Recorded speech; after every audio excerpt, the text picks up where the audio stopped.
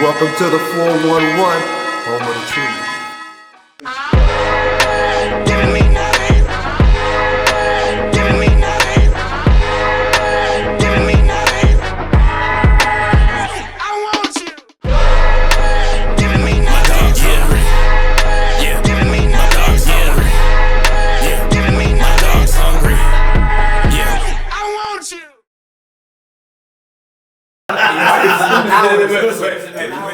2, 1, and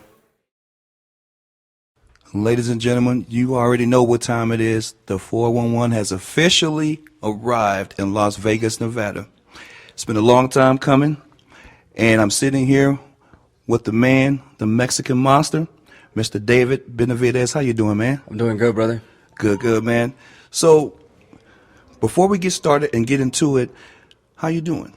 I'm feeling great. You know, we're preparing for this really big fight. This is probably going to be my biggest fight up to date. David and Morrell fighting at the T-Mobile Arena. It's a big opportunity, but everything has been good, man. I've been working extremely hard. I'm ready for this opportunity. Absolutely. And thank you again for allowing us to come to your training session today, just to see what really goes behind the scene on that grind, you know, and it's evident that you're putting in the work in a major way, and everyone knows that. So, man, we appreciate that, all right? Yeah, no problem. For sure. So, now, David, you've been boxing for a long time, right?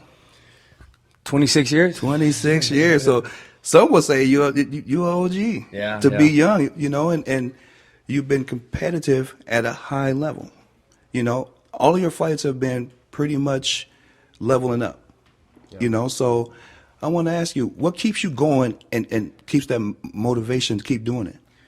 So what keeps me going right now, I've been professional. I'm going on, this is going to be my 11th year, 11th or 12th year. So just what keeps me really motivated is just me keeping my vision alive, me keeping my dream alive since I was a little kid. You know, it's been my dream to being the greatest fighter of my generation. And now that I'm here, you know, I have 4 belts. Yes. I'm going for my 5th, and then, you know, there's still a lot more titles to capture after that. So just keeping that vision alive, keeping my dream alive, and then just being the best version of myself I could be. And you know, now that I'm here, now it's not a question of if I could become great, it's how great can I become. And you know, just staying focused on that, and I'm just letting that motivation or letting that dream just keep motivating until I'm done with my career. So that's where I'm at with my life right now. Right. So this is something that goals that you set for yourself. You know, it's a personal thing that you're doing. Because to me, you seem like a very intelligent fighter. You know, strategic. You know, you're a thinker. You know, so where do you see yourself career-wise, like in the next, let's say, 5 years? Where do you see it? I say by the time 5 years comes, I will be solidified myself as one of the greatest of my generation. And, you know, this is not easy at all, you know, but I've made my dreams and I've dedicated myself, I've dedicated my life, and, you know, it definitely is possible for me. So in 5 years, I definitely do feel like the world's going to see, you know, that I am the greatest of my generation. Absolutely. Because now when you come out to fight, you bring out the celebrities. You bring out the fans, diehard supporters. You know, it's becoming, you know, a spectacle. Now let me ask you this.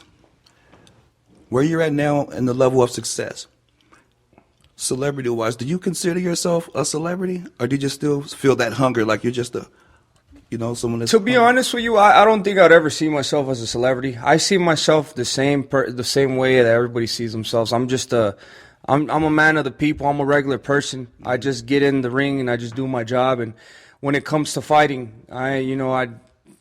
that's a different.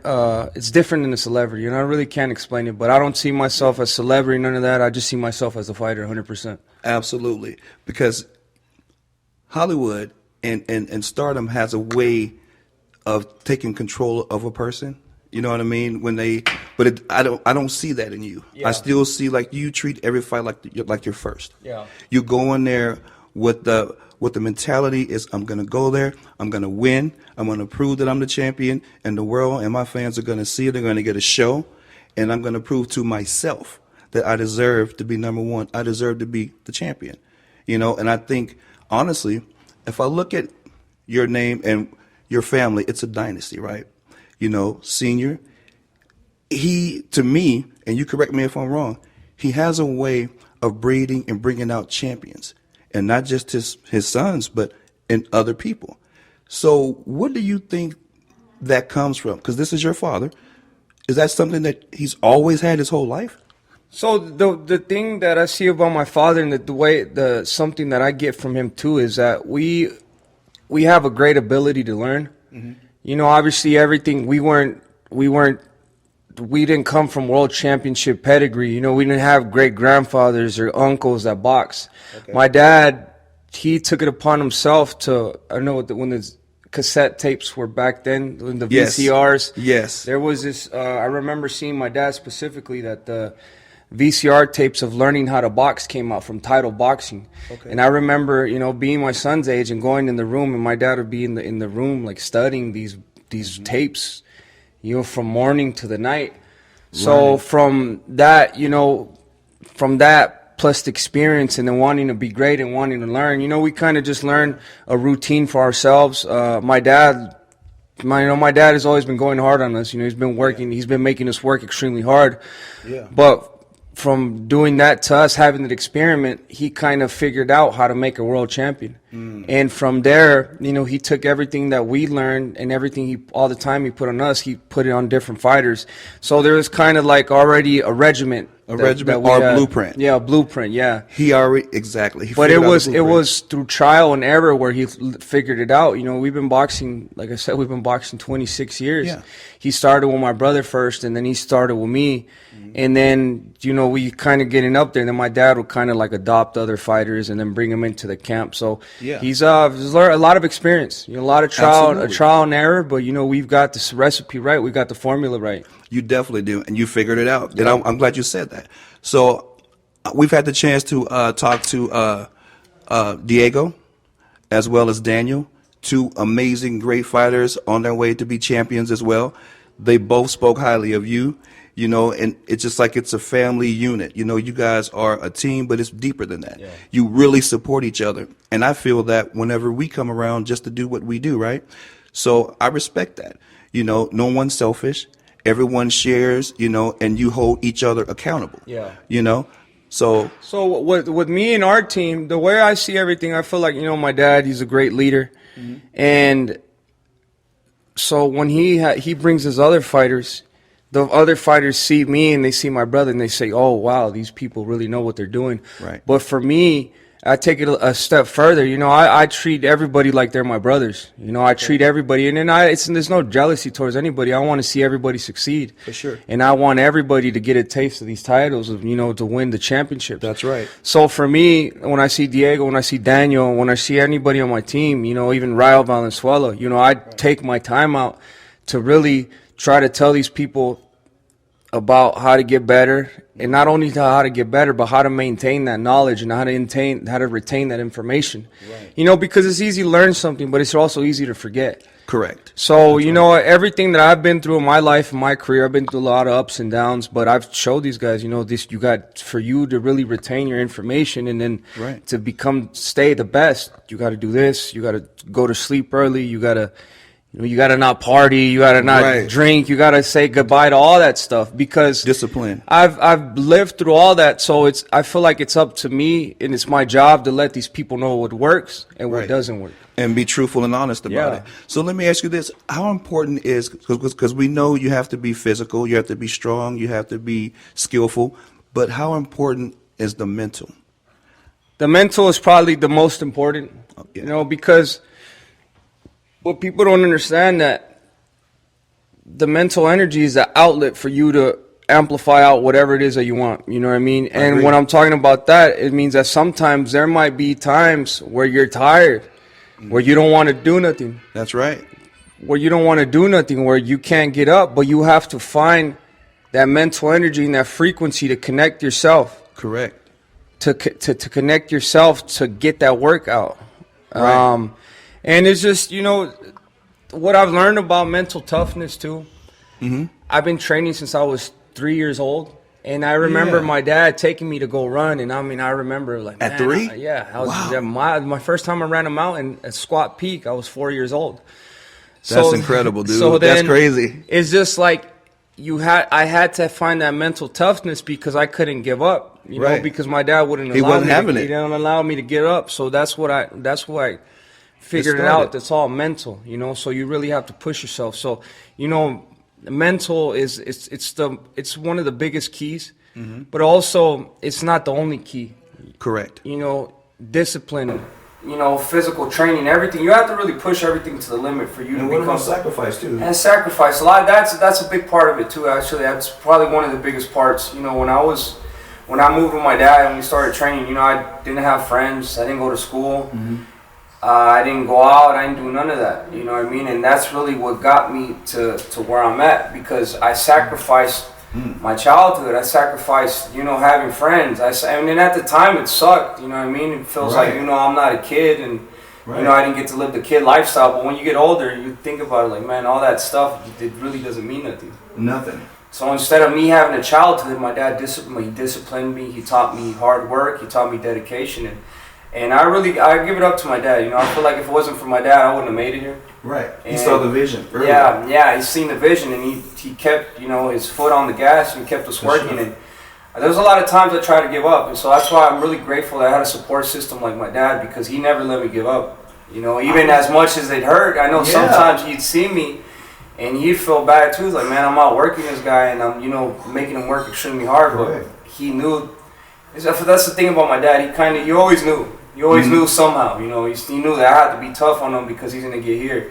So my dad, he gave us the vision. He let us see the vision, but then he's the one who directly carried it out because he didn't let us give up at all.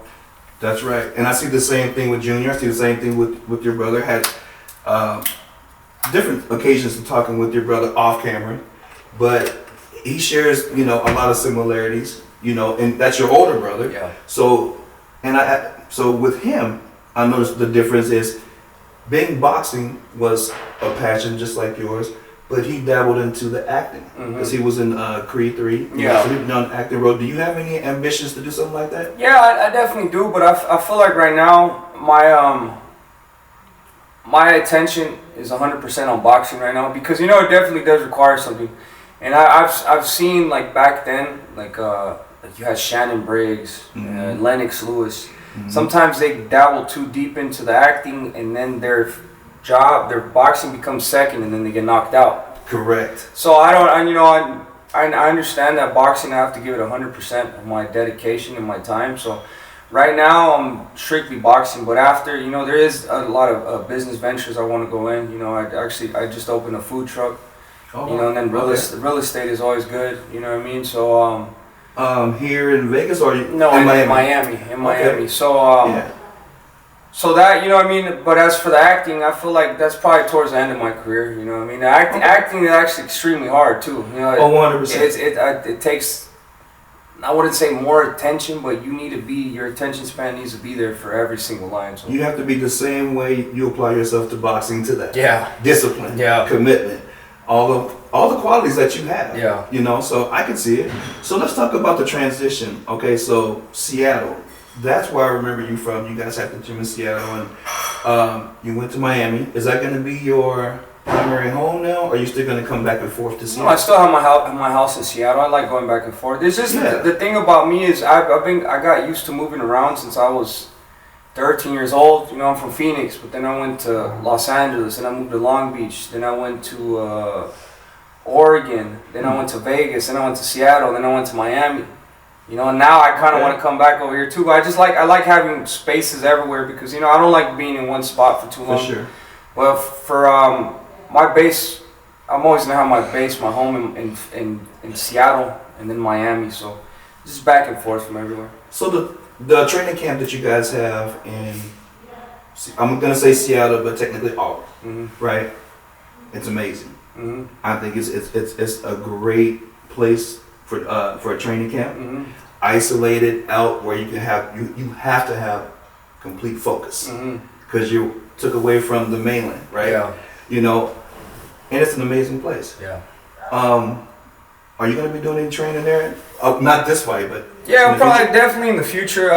That's the thing about my dad too. He's always looking for other ways to make his fighters better. You know, and sometimes the seclusion is definitely necessary to get away from everything. And my dad has everything there. You know, he has the gym, his house. He has everything. You know what I mean? So it's room and board, everything. yeah. So it's a smart man. He's definitely a workaholic. You know, he literally brings his work home.